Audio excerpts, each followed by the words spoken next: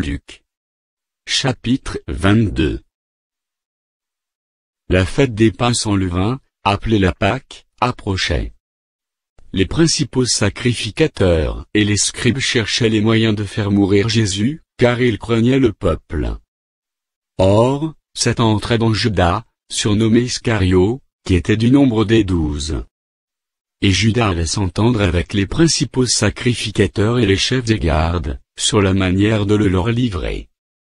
Ils furent dans la joie, et ils convinrent de lui donner de l'argent. Après s'être engagés, ils cherchaient une occasion favorable, pour leur livrer Jésus à l'insu de la foule. Le jour des pains sans levain, où l'on devait immoler la Pâque, arriva, et Jésus envoya Pierre et Jean, en disant, « Allez nous préparer la Pâque, afin que nous la mangions. » Ils lui dirent, « Où veux-tu que nous la préparions ?»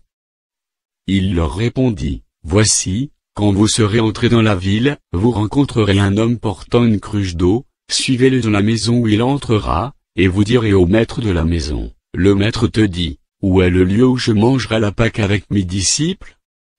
Et il vous montrera une grande chambre haute, meublée, c'est là que vous préparez la Pâque. Ils partirent, et trouvèrent les choses comme il le leur avait dit, et ils préparèrent la Pâque. L'heure étant venue, il se mit à table, et les apôtres avec lui. Il leur dit, « Je désirais vivement manger cette Pâque avec vous, avant de souffrir, car, je vous le dis, je ne la mangerai plus, jusqu'à ce qu'elle soit accomplie dans le royaume de Dieu. » Et, ayant pris une coupe et rendu grâce, il dit, « Prenez cette coupe, et distribuez-la entre vous, car, je vous le dis, je ne boirai plus désormais du fruit de la vigne, jusqu'à ce que le royaume de Dieu soit venu. » Ensuite il prit du pain, et, après avoir rendu grâce, il le rompit, et le leur donna, en disant, « Ceci est mon corps, qui est donné pour vous, faites ceci en mémoire de moi. » Il prit de même la coupe, après le souper, et la leur donna, en disant, « Cette coupe est la nouvelle alliance en mon sang, qui est répandue pour vous. Cependant voici, la main de celui qui me livrait avec moi à cette table. Le Fils de l'homme s'en va selon ce qui est déterminé. Mais malheur à l'homme par qui il est livré. » Et ils commencèrent à se demander les uns aux autres, qui était celui d'entre eux qui ferait cela. Il s'éleva aussi parmi les apôtres une contestation, lequel d'entre eux devait être estimé le plus grand? Jésus leur dit, « Les rois des nations les maîtrisent, et ceux qui les dominent sont appelés bienfaiteurs. Qu'il n'en soit pas de même pour vous. Mais que le plus grand parmi vous soit comme le plus petit, et celui qui gouverne comme celui qui sert. Car quel est le plus grand, celui qui est à table, ou celui qui sert? N'est-ce pas celui qui est à table? Et moi, cependant, je suis au milieu de vous comme celui qui sert. Vous êtes ceux qui avez persévéré avec moi dans mes épreuves.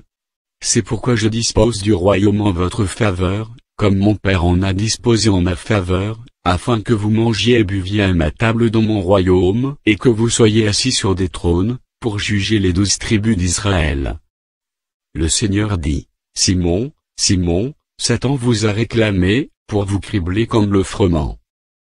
Mais j'ai prié pour toi, afin que ta foi ne défaille point, et toi, quand tu seras converti, affermis tes frères. » Seigneur, lui dit Pierre, je suis prêt à aller avec toi et en prison et à la mort.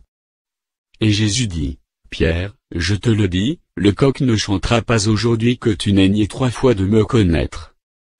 Il leur dit encore, quand je vous ai envoyé sans bourse, sans sac, et sans souliers, avez-vous manqué de quelque chose? Ils répondirent, de rien.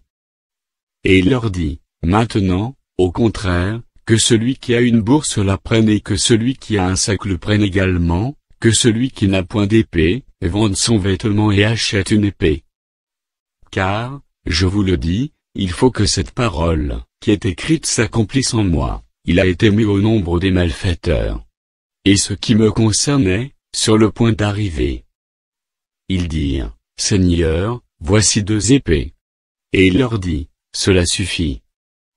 Après être sorti, il alla, selon sa coutume, à la montagne des Oliviers. Ses disciples le suivirent. Lorsqu'il fut arrivé dans ce lieu, il leur dit, priez, afin que vous ne tombiez pas en tentation. Puis il s'éloigna 2 à la distance d'environ un jet de pierre, et, s'étant mis à genoux, il pria, disant, « Père, si tu voulais éloigner de moi cette coupe.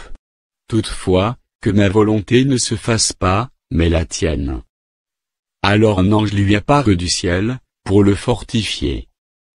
Étant en agonie, il priait plus instamment, et sa sueur devint comme des grumeaux de sang, qui tombaient à terre. Après avoir prié, il se leva, et vint vers les disciples, qu'il trouva endormis de tristesse, et il leur dit, « Pourquoi dormez-vous? Levez-vous et priez, afin que vous ne tombiez pas en tentation. » Comme il parlait encore, voici, une foule arriva, et celui qui s'appelait Judas, l'un des 12, marchait devant elle. Il s'approcha de Jésus, pour le baiser. Et Jésus lui dit, « Judas, c'est par un baiser que tu livres le Fils de l'homme. » Ceux qui étaient avec Jésus, voyant ce qui allait arriver, dirent, « Seigneur, frapperons-nous de l'épée? » Et l'un d'eux frappa le serviteur du souverain sacrificateur, et lui emporta l'oreille droite.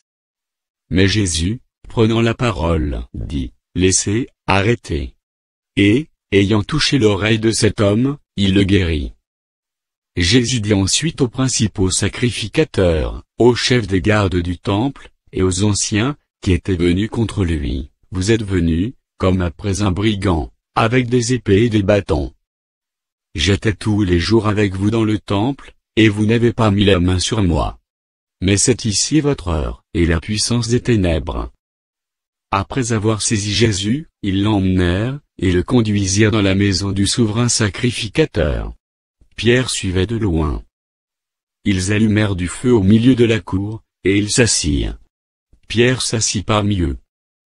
Une servante, qui le vit assis devant le feu, fixa sur lui les regards, et dit, « Cet homme était aussi avec lui. » Mais il le nia disant, « Femme, je ne le connais pas. » Peu après, un autre, l'ayant vu, dit, « Tu es aussi de ces gens-là. » Et Pierre dit, « Homme, je n'en suis pas. » Environ 1 heure plus tard, un autre insistait, disant, « Certainement cet homme était aussi avec lui, car il est galiléen. » Pierre répondit, « Homme, je ne sais ce que tu dis. » Au même instant, comme il parlait encore, le coq chanta. Le Seigneur, s'étant retourné, regarda Pierre. Et Pierre se souvint de la parole, que le Seigneur lui avait dite, « Avant que le coq chante aujourd'hui, tu me renieras 3 fois. » Et étant sorti, il pleura amèrement. Les hommes qui tenaient Jésus se moquaient de lui, et le frappaient.